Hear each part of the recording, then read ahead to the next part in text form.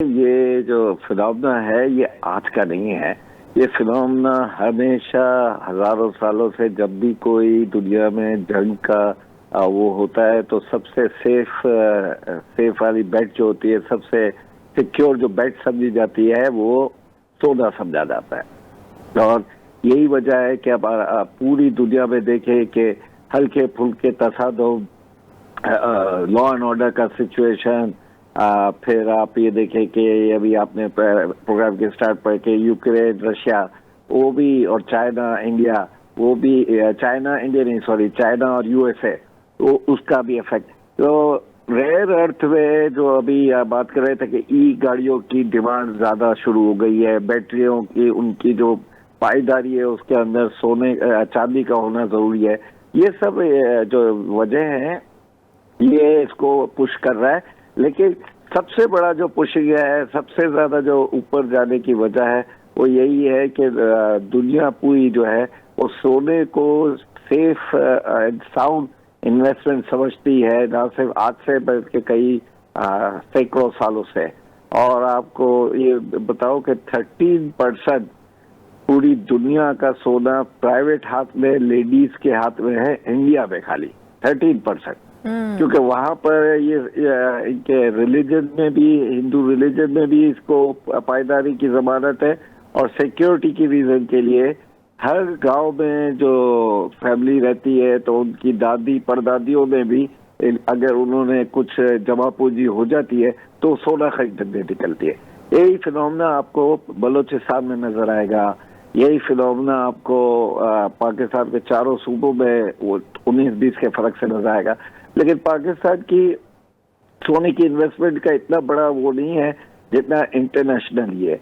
अभी आपको पता है कि सूडान में जो दो जनरल्स लड़ रहे उन दोनों की तरफ जो है सोना दरियाफ्त हुआ है, और दोनों में दो मुख्तलिफ मुल्क जो है उनको वेपन दे रहे हैं, उनका सोना उठाकर फिर उसको क्लीन कर रहे हैं और उसको जो है अपने काम में ले रहे हैं, उसको इंटरनेशनल मार्केट में उसको सही खदोखाल करके बेच रहे हैं। अच्छा, तो जफर मोती साहब क्या समझते हैं इसी सिचुएशन को मद्देनजर रखते हुए क्या सोना आने वाले दिनों में मजीद महंगा भी हो सकता है? एक ही आंसर है इसका। अगर जो देवों से बात हो रही है या सब चीजों पर बात हो रही है कि अगर ये लोग ये जगह बंद कराने में, सिक्योरिटी प्रोवाइड करने में, अपना यानी इजीनेस ऑफ बिजनेस होने में वो अगर हो जाता है तो फिर सोने की कदर बतदरीज कम होगी। लेकिन ऐसा होता नजर नहीं आ रहा, बल्कि अब जो नया एक फिनोमेना, एक शोशा ट्रम्प साहब ने छोड़ा है कि ग्रीनलैंड में एक बर्फ का टुकड़ा है और ये है और वो है, तो ये सब चीजें जो है सोने की प्राइस को पुश कर रहा है। और यकीन करें, मैं आपको कह रहा हूँ कि अगर आप देखो तो एज अ बिजनेसमैन हम 4 जनरेशन से तो स्टॉक्स है ही, लेकिन मेरी परदादी ने जो सोने की इन्वेस्टमेंट की थी, हम 4 जनरेशन के बाद जो है मेरे दादा वाले, मैं, हम लोग जो है हम उनकी इन्वेस्टमेंट को बीट नहीं कर सके। क्योंकि 1970 में मेरे दादा जो थे वो अपने मैनेजर को 400 रुपए के सैलरी पर थे, जिससे 2 तोला सोना आता था। अब आप ये सोच ले कि इस वक्त जो हाई एंड का मैनेजर भी होगा वो 2 तोला सोना जो है उसकी सैलरी नहीं होगी, उसकी मैक्सिमम 1 तोला हो सकती है अगर हाई एंड का हुआ, लेकिन 2 तोला सोना यानी 10 लाख के ऊपर का उसकी सैलरी नहीं हो सकती। जबकि वो 400 रुपए में वो मैनेजर 2 तोला सोना ले सकता था 1970।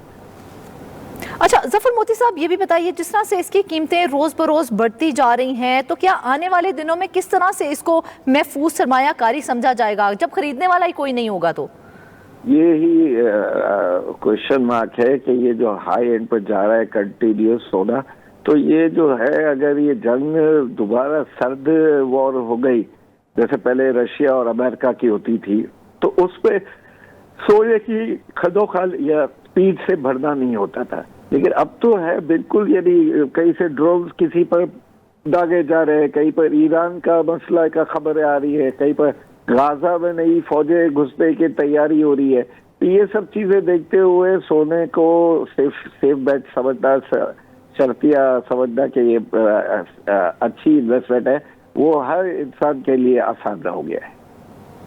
जफर साहब, भारत और चीन में सबसे ज्यादा सोने के खरीदार मौजूद हैं। ये दोनों ममालिक अगर देखा जाए तो सबसे ज्यादा सोना जो है वो खरीदते हैं। तो आप समझते हैं कि ये बढ़ती कीमतें जो है वो आलमी मईशत के ऊपर असरअंदाज होंगी? देखिए, आलमी मईशत पर असरअंदाज हो के ना हो, लेकिन आलमी मईशत जो अभी जिस सिचुएशन में है, वो आप देख ले कि पूरी दुनिया में जो मईशत का तराजू था, वो पहले तो पाकिस्तान जैसे छोटे कंट्रीज में मुश्किल आ जाती थी, जो बैंक्रप्सी के करीब थे। अब तो ऐसा लगता है कि दुनिया के कई मुल्क एक किस्म की बैंक्रप्सी के करीब आ गए हैं। तो आलमी मईशत की तबाही और सोने का प्राइस बढ़ना, ये भी इससे इंटरलिंक्ड है। दूसरा, चाइना और इंडिया का तो मैंने अभी आपको अर्ज किया ना कि ये इनके रिलीजन, तोहमात, तकलीफें और दुनिया की जंगें देखकर, परेशानियां देखकर खुद दोनों मुल्क जो है वो इन्वेस्टमेंट कर रहे हैं। स्पेशली चाइना तो कन्वर्ट इसलिए कर रहा है कि उसको डॉलर की जो उसका एक्सपोर्ट जो है, तो वो जो उसको डॉलर से ज्यादा सोना भाग गया है, क्योंकि वो समझता है कि भाई डॉलर इतना कभी भी कुछ तकलीफात में आ सकता है, क्योंकि हर रोज कोई नए किस्म के डिसीजन ट्रम्प साहब से आते हैं। तो इसलिए चाइना का सोना को लेना और इसको सेफ गार्ड में लाना, और भारत का तो 1000 साल से पुराना ये मशगला है।